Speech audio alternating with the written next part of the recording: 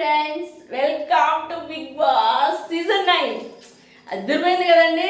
అసలు ఎపిసోడ్ అంటే దుమ్ము దులిపేశారు.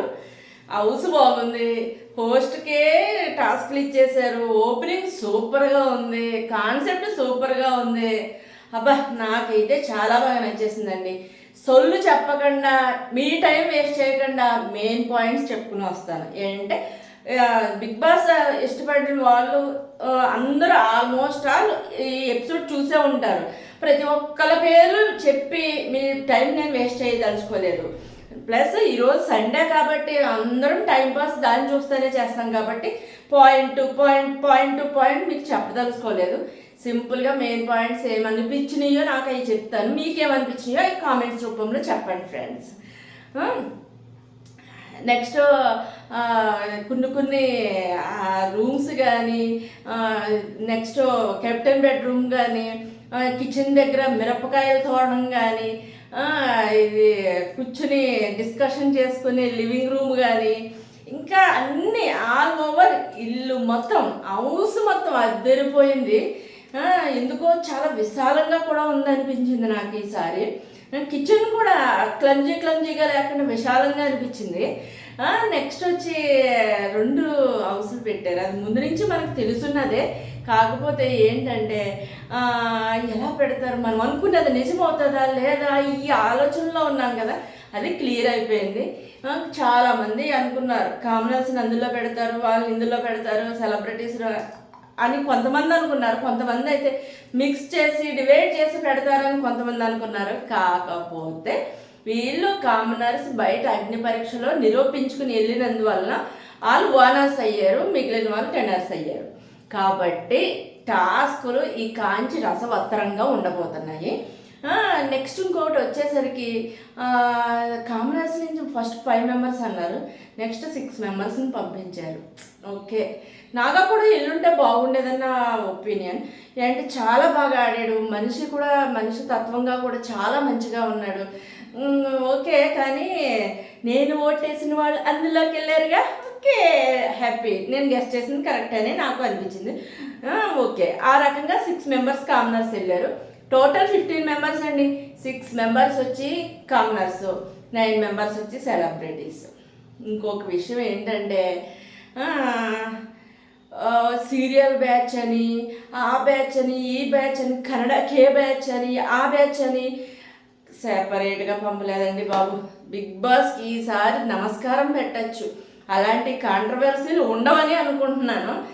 ఎటొచ్చి ఇమాన్యువల్, రితు చౌదరి, తనూజ వీళ్ళు ముగ్గురు అది కుక్ షోలో పాల్గొన్నారు కాబట్టి వీళ్ళు బ్యాచ్ అవ్వచ్చు అంటారా? ఒక రకంగా చూస్తే తనూజకి అలాంటిది ఇష్టం లేకపోవచ్చు, రితు చౌదరికి అంత బ్రెయిన్ లేకపోవచ్చు. మన ఇమాన్యువల్ మాత్రం ఫుల్ లోడెడ్ పర్సన్, ఏది ఎలాగైనా తిప్పే రకం అన్నమాట. వీళ్ళు ముగ్గురు కలిపి బ్యాచ్ అవుతారా లేదా అనేది ముందు చూద్దాము. నెక్స్ట్ కామనర్స్ కూడా వాళ్ళు ఒక బ్యాచ్ కింద అవ్వరేమో అని అనుకుంటున్నాను. కానీ ముందు చూద్దాం. అంటే ఒక్కొక్కరు ఒక్కొక్క స్టైల్లో ఉన్నారు, అంతా ఒకే మెంటాలిటీస్లో లేరు. నేను మోనార్కిని, నా మాట నేనే ఎన్నో, మీ మాట ఎందుకు వింటాను అన్న టైప్ ఒకళ్ళు ఉన్నారు. నేను మీ మాట ఎందుకు వినాలి, నేను ఇంటానికి వచ్చానే ఏంటి వీడికి అనేది ఒకళ్ళు ఉన్నారు. ఇంకొకళ్ళు నేను స్టడీ స్టేట్, నేను నా మాటే కాదు బిగ్ బాస్ మాట మాత్రమే వింటాను అన్నట్టుగా ఒకళ్ళు ఉన్నారు. కాబట్టి వాళ్ళంతా కలిపి ఒక గ్రూప్ అవుతారా లేదా చూద్దాము. కానీ ఈసారి సెలక్షన్స్ మాత్రం సూపర్ అని నా ఒపీనియన్. ఇంకొక విషయం ఏంటంటే ఇందులో పాపం కొన్ని కేసుల్లో ఇరుక్కున్న వాళ్ళు కూడా ఉన్నారు. వాళ్ళు చాలా బాధపడుతున్నారు. నెక్స్ట్ వాళ్ళు ఏంటో ప్రూవ్ చేసుకోవడానికి బిగ్ బాస్ ఇచ్చిన ఒక అవకాశం అని వాళ్ళు ఆశగా వచ్చారు. వాళ్ళు ఏ రకంగా వస్తారో, వాళ్ళు ఎవరెవరో కూడా మీకు తెలుసు. మీ టైం వేస్ట్ చేయదలుచుకోలేదు. కాబట్టి ఉన్నారు, అదర్ లాంగ్వేజ్ వాళ్ళు కూడా ఉన్నారు. కాకపోతే అదర్ లాంగ్వేజే సెపరేట్ బ్యాచ్ అయిపోయేంతగా ఎక్కువ తీసుకురాలేదు. Thank you very much. ఈసారి బిగ్ బాస్ టీమ్కి నేను చాలా హ్యాపీగా ఫీల్ అవుతున్నాను. థ్యాంక్ యూ చెప్తున్నాను. ఈ రకంగా అయ్యింది. నెక్స్ట్ ఇంకొకటి భరణి గారికి ఒక ట్విస్ట్ ఇచ్చారు.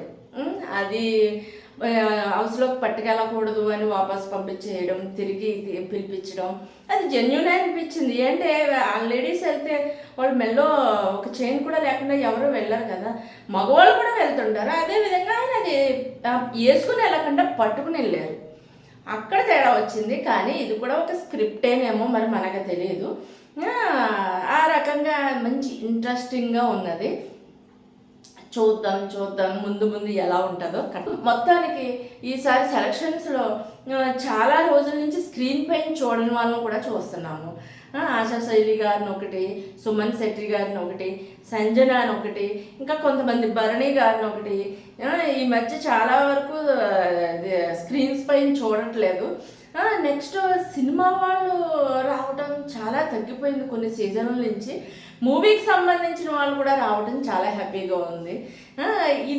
ఈసారి ఏదైనా కానీ సీజన్ 9 ఒక హైప్ క్రియేట్ చేయబోతుందేమో అనిపిస్తుంది అనమాట. నాకు అలాగైతే హ్యాపీగా ఉంది. మీకు కూడా హ్యాపీగా ఉందో లేదో చిన్న కామెంట్ రూపంలో తెలియజేయండి అబ్బా.